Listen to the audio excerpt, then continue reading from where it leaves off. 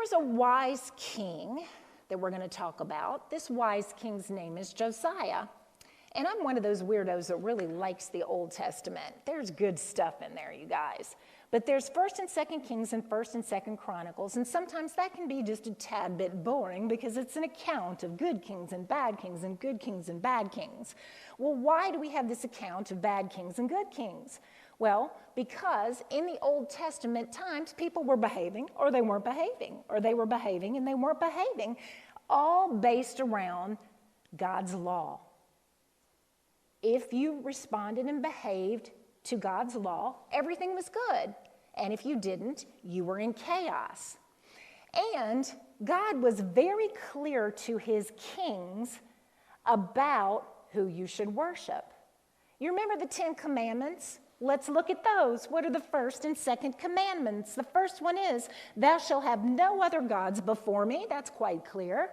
And even 2, thou shalt not make unto thee any graven image.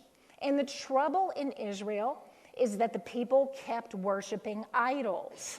Now, the idols were not nearly as subtle as they are in our world today, because you could have household idols, you could have pagan gods, but the purpose of that was that they were not worshiping Yahweh, the one true God. So there was this king named King Manasseh, and this is on the way to the wise king Josiah that I was telling you about. And Manasseh was one of the worst kings there ever was. The reason being is because he completely ignored the word of God. He made altars to pagan gods. And in fact, he made altars to pagan gods in the temple of God. Now, there was a god named Moloch. And in order to appease Moloch, you had to sacrifice your children in fire. And Manasseh did this. He consulted with the occult to get answers. He shed innocent blood. He paid absolutely no attention to the book of the law because tolerance, it's all about tolerance. Let the people do what they want to do.